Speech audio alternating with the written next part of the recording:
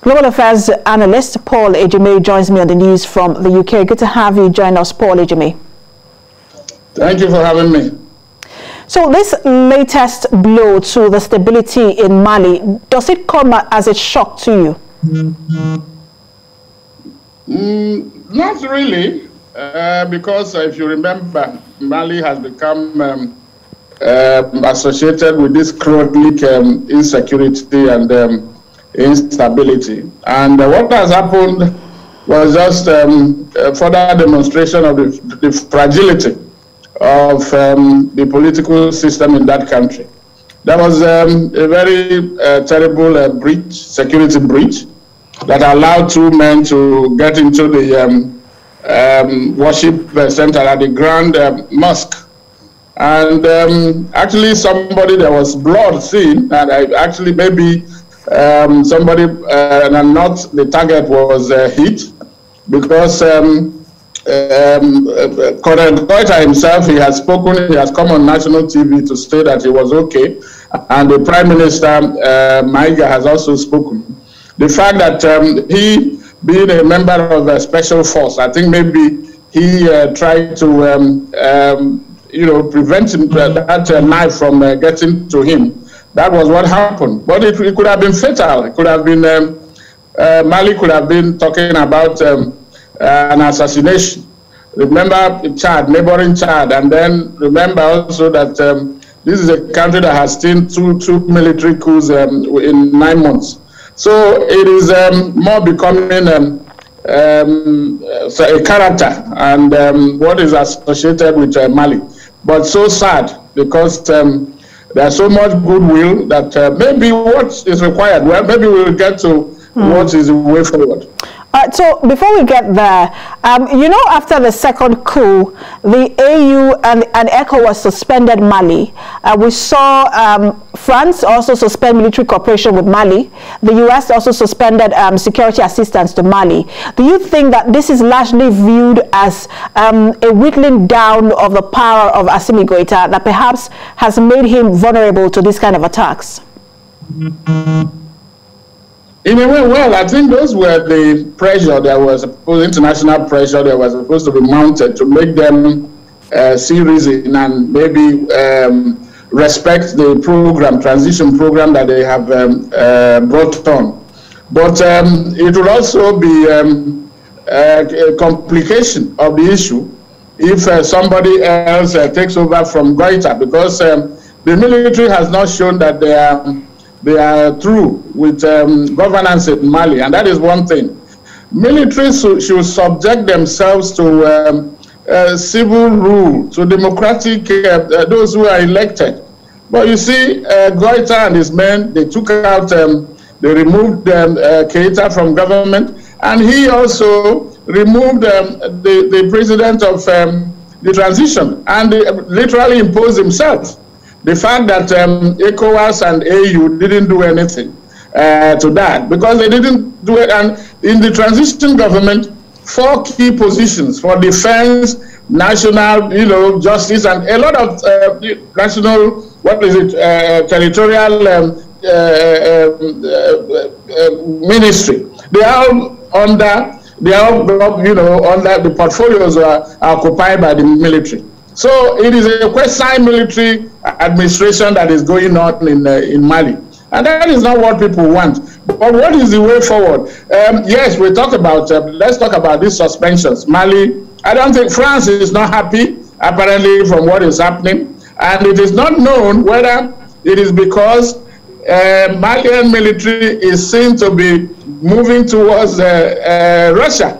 Because in 2020 or 2019, they signed a pact, a cooperation pact.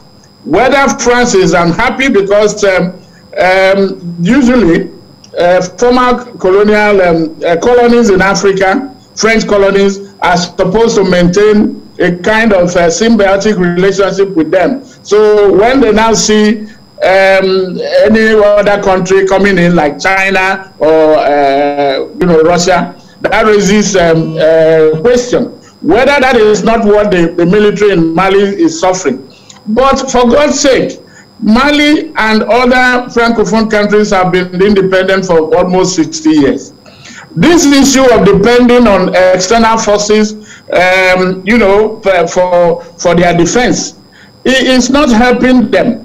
It has not helped and can never help. I think the earlier, you know, these countries are left on their own, let them make the mistake of in democratic governance. Make mistake and then correct the mistake. Isn't that from there? Mr. Paul Ejime, isn't that a problem with that interventionist policy of foreign countries? We see what is happening in Afghanistan.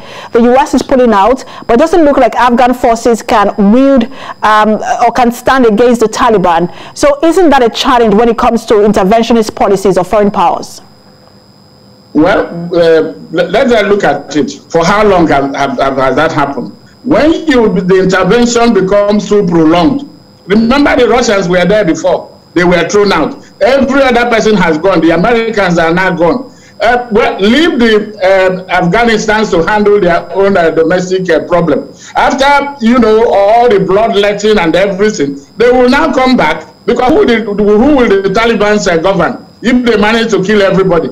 It will dawn on them that nobody owes them a living. And they are the ones that are best suited to solve their own problem. And the same thing should happen in Africa. This idea of coming from time to time, because what happens is that governments that comes, you are propping up individuals. Look at Chad. Idris Deby was spending more on defense than any other thing. And the country is a poor country. The same thing, when these people are in power, they use this support, military support, to boost their own political base at the expense of the other people. They are not addressing the issue of governance, the well-being of the people, providing infrastructure. There is poverty, there is unemployment, and so on and so forth.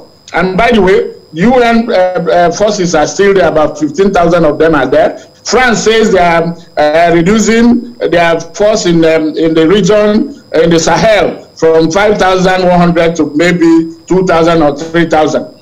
That has not changed the equation. Yes, it can tilt the balance of power. It can, you know, maybe facilitate these insurgencies or, you know, these jihadist forces for a while. But who also provided this background? By killing Gaddafi in Libya. This is part of the source of this problem. And it is because of this intervention. So let's talk about the problem. Mr. Paul Ejime, you rightly noted that the killing of Gaddafi also generated security issues for the rest of Africa, especially sub-Saharan Africa. But let's look at the challenges with this attempted assassination, as it's now being called. You called it a security breach. We see what's happening in Haiti, where the president, Jovenel Moïse, was assassinated. And a lot of citizens now are wondering if you can reach the president. Who am I as a simple citizen not to be afraid for my life? And so we see the number of people asking for passports to leave the country or visas have increased. How then can the people of Mali be assured when it comes to security in that country? And what role should the AU and ECOWAS and all, I know Mali has been suspended, but what role can they play to ensure that there is a level of assurance of security for the Malian people or the Mali people? Yes, the responsibility for the security of any country, first and foremost, rests with the citizens of that country, starting from the ordinary citizen to the government and all the paraphernalia of government. The others, foreigners can only assist, but you cannot put a superstructure on a weak structure. No matter, otherwise it will amount to invasion. You see what happened in Iraq, you see what happened in Libya that we're talking about, and then Afghanistan. It doesn't last. Leave the people, if you're assisting, if ECOWAS and the AU or France is assisting, it has to be based on mutuality. You know, being able, the interest of the people, of the country must be supreme. It is not the interest of the intervening or, you know, political, former colonial power or imperialism. If you don't take into account the welfare and the interests of the citizens, this is what you get. The whole place is now become a war zone, a killing field.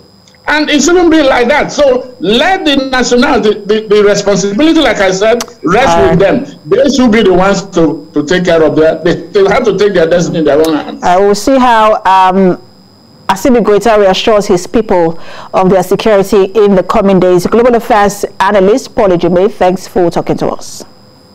Thank you for having me.